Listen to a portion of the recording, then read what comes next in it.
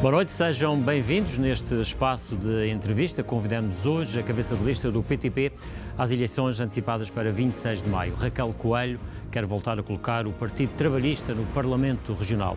Boa noite, Raquel Coelho. Desta vez já foi deputada no Parlamento Regional, desta vez aparece como cabeça de lista. Há 6 meses foi Quintino Costa o cabeça de lista. O porquê deste desafio?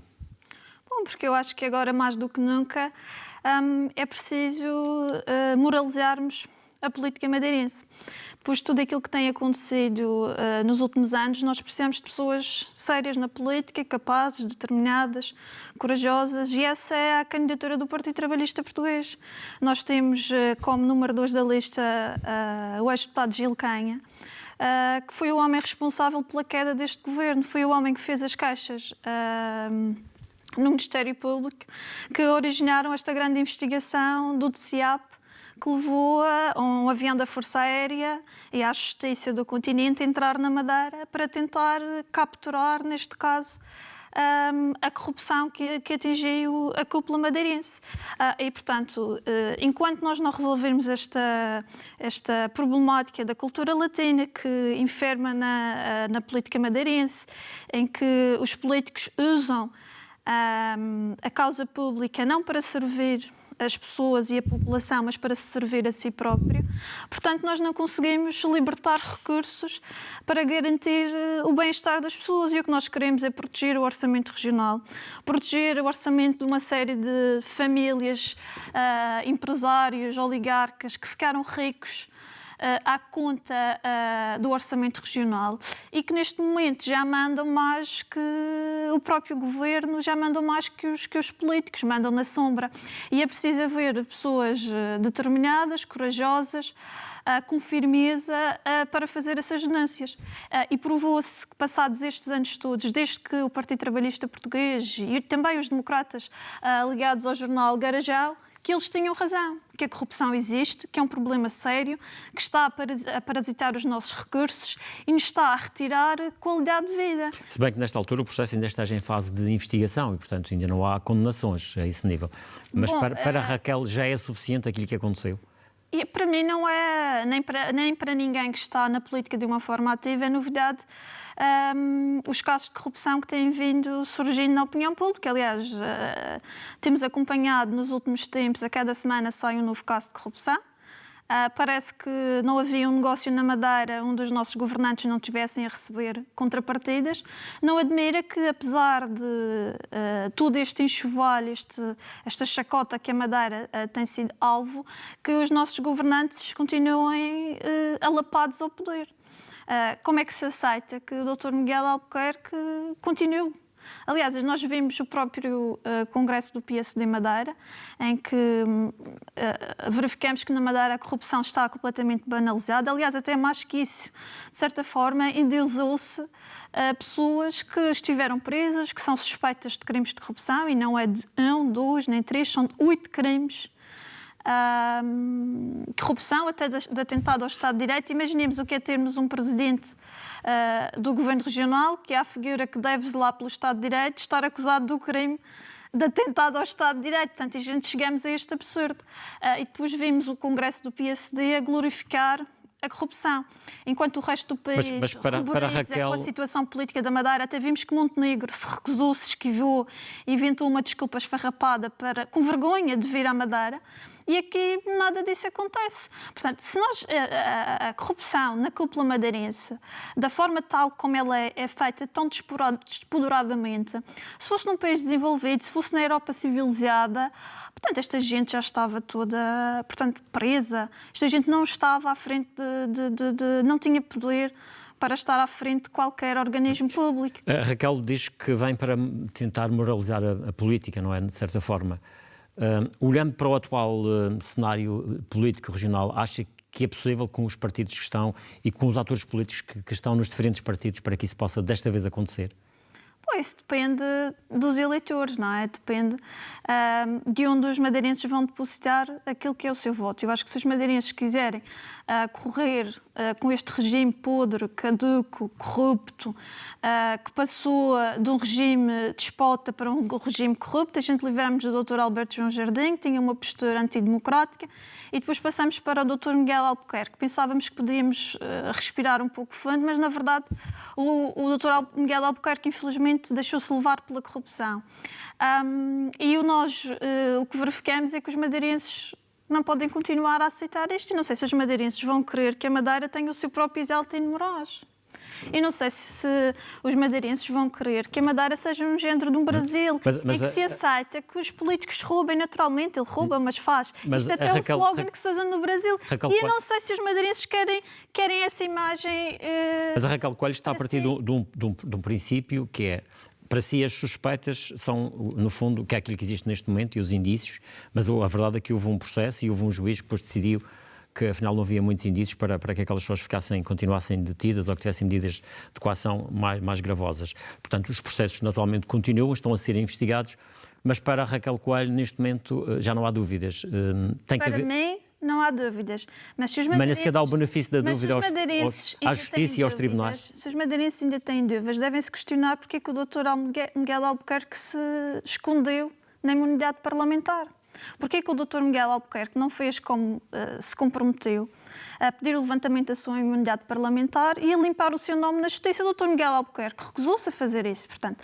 E uma das primeiras medidas, quando nós chegarmos à Assembleia Legislativa da Madeira, é pedir o levantamento da imunidade do Dr. Miguel Albuquerque, para que ele possa ir responder a tribunal pelos crimes, se defender, se realmente não os cometeu, que se defenda em sítio próprio e não usar a imunidade para escapar à justiça e aos crimes que putativamente cometeu. Mas também ainda não temos conhecimento que eventualmente a Justiça ou o Ministério Público, no fundo alguém ligado à área da Justiça, fizesse esse pedido de levantamento da imunidade ao Presidente do Governo. A processão ainda vai no odre. O processo ainda agora começou e esta Portanto, acha que Miguel Albuquerque deveria antecipar à Justiça e pedir... Eu acho que o Dr. Miguel Albuquerque não tem condições de continuar no cargo. Isso parece-me óbvio. Num país civilizado, num país nórdico, os governantes pedem a sua demissão por comprarem um chocolate com dinheiros públicos. Imaginemos um caso desta dimensão. Quer dizer, o próprio Marcelo Rebelo de Sousa vê-se numa encruzilhada, não é? Num caso bem inferior de corrupção na República, teve que pedir eleições, o que dirá aqui na Madeira, neste momento. Aqui também mandou para eleições, também dissolveu a Assembleia. Pois não tinha exatamente alternativa. E agora os madeirenses têm a hipótese de escolher pessoas melhores para os representar e para governar a Madeira. Voltando portanto, à candidatura do PTP e ao facto de Gil Canha também aparecer aqui na lista. Gil Canha houve aqui alguma hipótese ou possibilidade, digamos assim, de ser o Gil Canha ele próprio o cabeça de lista? Como é que chegaram à conclusão que seria melhor a Raquel? Bom, eu acho que qualquer um dos candidatos que figuram na lista do Partido Trabalhista Português tinham todas as condições para representar os eleitores, o Gil Canha, o João Manuel Coelho, o Quintino Costa, o Edgar Silva. O grupo decidiu que seria Raquel Coelho a assumir este desafio e a representar o partido nestas funções, tendo em conta a disponibilidade que eu tinha no momento, a idade, naturalmente, a vontade, a determinação, e consideraram que eu, neste momento, era a pessoa que reunia as melhores condições. Também alguma experiência política que já tem, naturalmente, já foi deputada no Parlamento Regional. Mas todos eles, aliás, o compromisso é, se o Partido Trabalhista Português conseguir recuperar a sua representação parlamentar, é fazer rotatividade para que todas estas pessoas que são candidatos na lista possam passar pelo Parlamento e dar o seu contributo à Madeira e aos madeirenses. O PTP, como sabemos, já teve representação no Parlamento, já teve até 3 deputados, à conta, enfim, de um discurso que se calhar agora outros partidos estão a tomar conta desse discurso e desse espaço político. Não sei se concorda com este tipo de avaliação que pode ser feita, mas o PTP, porque é que, entretanto, se perdeu, digamos assim, ao longo deste tempo, quando chegou a ter representação parlamentar e que não conseguiu depois, digamos assim, cavalgar, de certa forma, este discurso que agora para outros parece dar votos?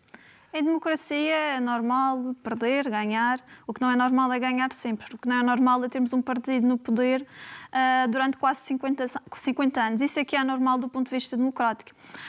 Relativamente ao voto de protesto, o voto de protesto é sempre um voto volátil, infelizmente, não é? E as pessoas estão num momento de desespero. Eu acho que as pessoas olham para a política e não veem a política como um ato nobre, veem a política como algo sujo, não é? E depois olham para partidos populistas num ato de desespero e depositam o seu voto. Nós vimos aqui o caso bem paradigmático da região autónoma da Madeira. Se nós formos perguntar às pessoas quem é o candidato que aparece ao lado de André Ventura, nos cartazes, as pessoas nem sabem quem é, portanto. Aliás, e eles assumem-se como bandeira anticorrupção, mas eu gostaria de saber qual foi o caso de corrupção que os deputados do Chega aqui na Madeira denunciaram. Qual foi a medida que levaram à Assembleia Legislativa da Madeira de combate à corrupção? Nós não conhecemos um. Aliás, se o Gil Rosa se atrever a perguntar a algum deles aqui num debate ou numa entrevista, é capaz de eles desmaiarem com medo de falarem em alguns dos oligarcas ou dos empresários do regime que estão a usurpar os nossos recursos. Eles nunca mencionaram absolutamente nada que no que Mas eles também estão lá há 6 meses, não é? Portanto, só entraram em setembro. Mas em 6 meses, não é? Quando temos vontade política, não é? E acha que o discurso já era para ser outro, não era para se conhecer? Bom, são frases feitas. Eu posso dizer que sou contra a corrupção e, na prática, anda a mexer uma palha para defender o contribuinte dessa mesma corrupção. Eu acho que acontece bem isso com o Chega. Nunca vimos o Chega falar nos oligarcas dos portos, no monopólio dos portos, no monopólio dos transportes para a região autónoma da Madeira, que nós sabemos que encarece muito o custo de vida na região, no monopólio vergonhoso das inspeções automóveis, no monopólio vergonhoso dos transportes marítimos para o Porto Santo, por exemplo, no quase monopólio que existe na construção das obras públicas, que nós sabemos que nós somos uma região que investe muito em obras públicas, porque é através das obras públicas que se consegue pôr a mão na massa do dinheiro público de forma quase impune, não é?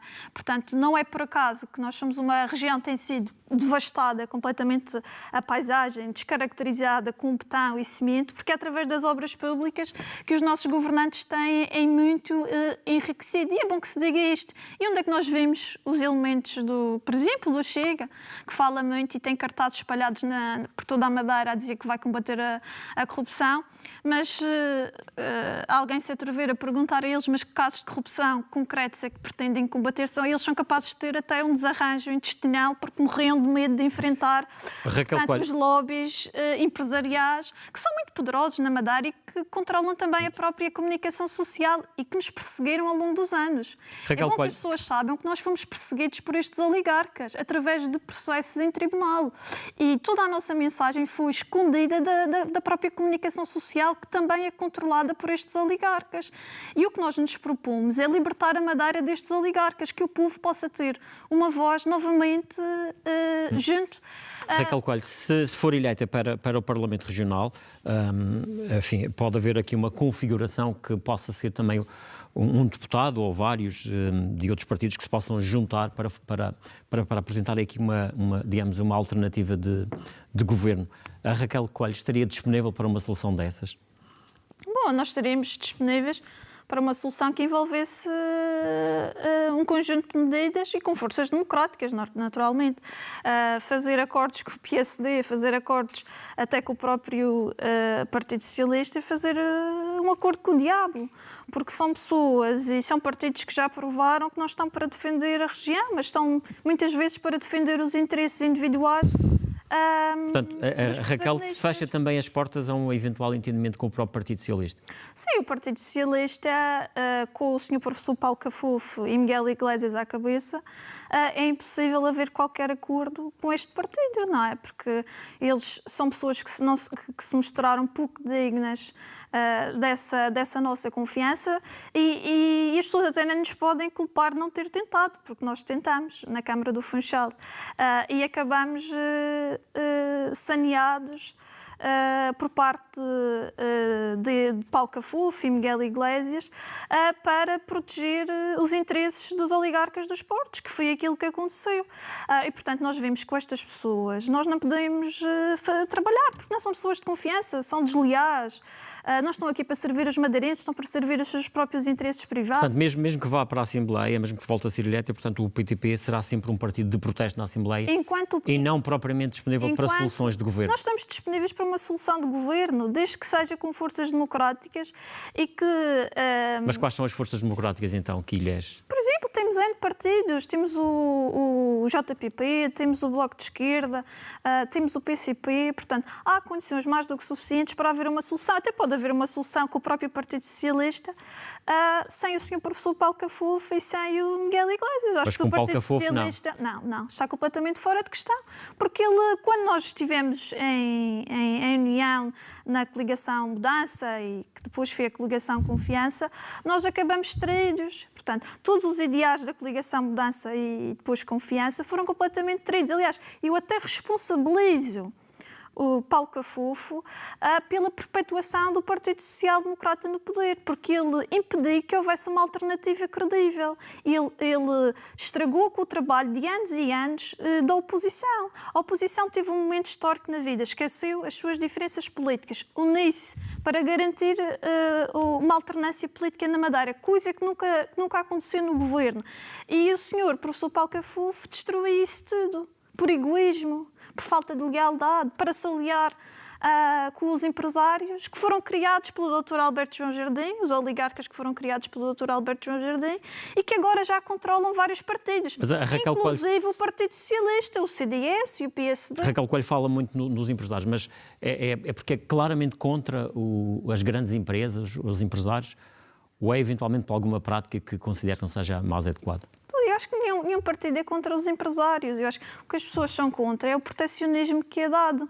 São regimes de exceção que são dados a determinadas pessoas e a determinadas empresas que depois servem para os governantes receberem contrapartidas. E depois eu diria, se esses mesmos empresários ainda prestassem um bom serviço à região, eu ainda diria, pronto, olha, ao menos prestaram um bom serviço à região. Agora, quando nós vemos no caso dos portos da Madeira, que nós temos dos portos mais caros da Europa, tudo o que nós consumimos passa pelo Porto do Cancel e nós estamos a pagar preços escandalosos pela carga e descarga de mercadoria. Cada vez que nós vamos ao supermercado, as coisas estão mais caras.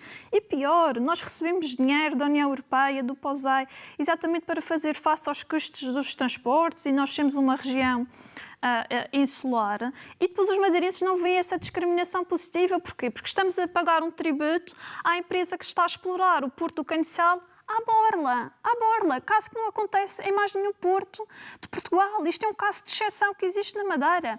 E o próprio Dr. Miguel Albuquerque e o secretário Eduardo Jesus, quando quiseram retirar a licença para lançar um concurso público internacional para a exploração portuária que gerasse contrapartidas para a região, quase que acabaram afastados. Aliás, o próprio secretário Eduardo Jesus foi demitido em função disso e ele próprio o assumiu, que foi graças a essas pressões. E o Paulo Cafuf serviu, esses mesmos empresários dos portos passaram a apoiar a candidatura de Paulo Cafuf exatamente para amedrontar e fazer com que Miguel Albuquerque recuasse Raquel, na alteração da Raquel Coelho, ainda gostava de ouvir também a sua opinião, para além desta questão que tem referido, que no fundo é a sua bandeira, digamos assim, mas, por exemplo, áreas como a habitação e a saúde, que são áreas que se tem falado muito aqui na região. Por exemplo, na questão da habitação, como resolver e que propostas é que o PTP apresenta para atender ao problema que se vive neste momento na Madeira? A mim parece-me óbvio que tem que haver uma oferta pública. Mais construção Tem que haver construção. Mas o Governo diz que neste momento, até ao fim deste ano, serão 600 casas, ao abrigo do PRR serão 800. Portanto... Mas não é suficiente, só famílias à espera de uma habitação no Instituto de Habitação, acho que são 3.500 famílias, quer dizer, são muito insuficientes para o... É preciso construir mais bairros sociais? É preciso construir mais bairros, como nós fizemos no passado para retirar as pessoas das furnas. Agora, nós precisamos de construir habitação porque as pessoas não podem pagar a habitação aos preços a quais elas estão compradas. Nós não podemos dizer, infelizmente, aos privados, vão construir habitação para os madeirenses viverem. Os privados querem construir apartamentos de meio milhão, 1 milhão de euros para vender a estrangeiros e ricos, não é? Obviamente.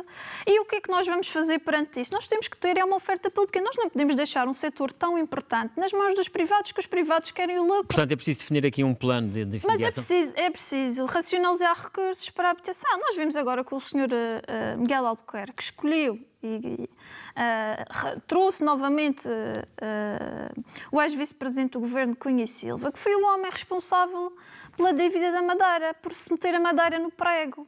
Nós temos hoje às nossas costas uma dívida de 6 mil milhões de euros, graças a Cunha e Silva e as desgraçadas mas isso obviamente, qualquer governo que assuma a região vai ter que contar com isso agora, portanto, vai ter que fazer isso e também ao mesmo tempo fazer o resto, não é? Mais evitação. Futuro hipotecado. Nós temos, os recursos da região são tão diminutos porque nós temos que pagar uma dívida gigantesca. Vamos à área da saúde, até porque o nosso tempo está a correr. Na área da saúde, por exemplo, quais são as propostas que a Raquel Coelho apresenta e o PTP, no fundo, apresentam para atender ao problema, sobretudo das listas de espera, que também é uma matéria muito falada?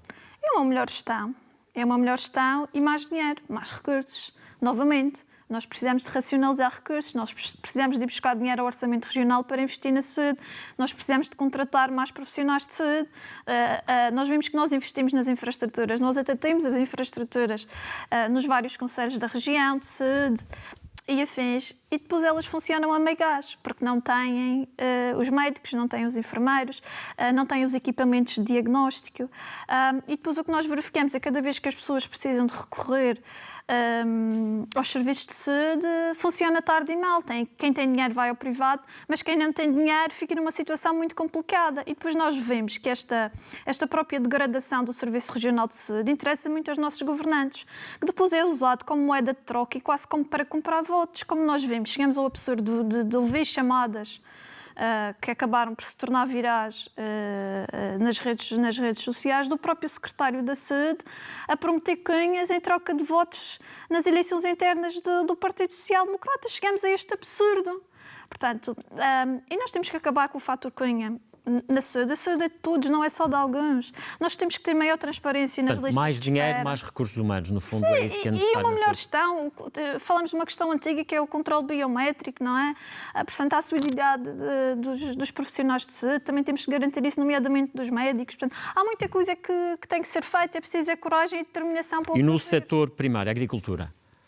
Bom, eu acho que Há duas culturas aqui que sobressaem logo, a questão da banana, e agora é a cana, de açúcar, não? Eu acho que primeiro temos que escolher governantes que percebam alguma coisa do assunto, não é? E quando nós vemos que há pessoas que vão para a pasta da agricultura e percebem zero da agricultura, nem sabem plantar uma couve.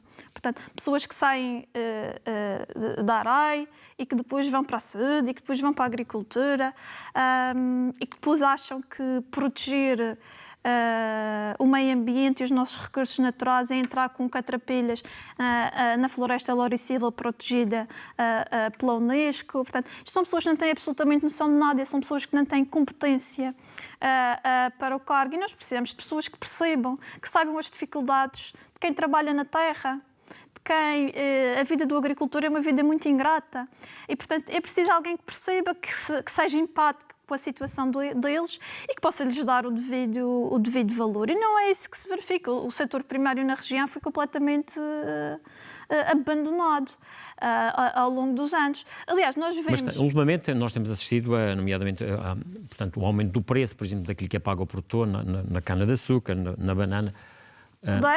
Com os custos da inflação, se não houvesse uma repercussão positiva nisso, o que seria de nós? Mas se não fossem os apoios públicos, nós sabemos que, infelizmente, a agricultura na Madeira tinha poucas chances. A banana, por exemplo, enfim, são setores que dependem muito da intervenção pública. E é assim que tem que ser, porque nós somos uma região pequena, não é? Enfim, os custos de exportação de produtos, não é, regionais é caríssimo, não é? Praticamente o consumo interno absorve praticamente tudo aquilo que nós produzimos. É muito pouco o que sobra para exportar, e para exportar é caríssimo, só com o apoio da União Europeia. Nós vemos isso no caso da banana. E é por isso que eu acho que nós temos que ter um ferry público. É por isso que eu acho que essa é Ou uma seja, das público principais... pago pelo orçamento da região ou pelo orçamento do Estado? Eu acho que pode ser perfeitamente os custos divididos, não é? Também salvaguardando o princípio Mas seria fundamental na sua perspectiva? Da continuidade territorial, porque sim, porque é um fator fundamental para o desenvolvimento económico e podemos matar dois coelhos com uma só cajadada, que era levar mercadorias mais barato e trazer mercadorias mais barato e também levar passageiros, que é um anseio antigo dos madeirenses e porto-santenses, sobretudo depois que o Armas abandonou a linha. Raquel Coelho, o nosso tempo chegou ao fim. Agradeço-lhe a sua presença nesta entrevista. É o ponto final em mais esta entrevista a caminho das eleições regionais. Amanhã, neste mesmo espaço, será a vez de Roberto Almada, o candidato do Bloco de Esquerda. Boa noite.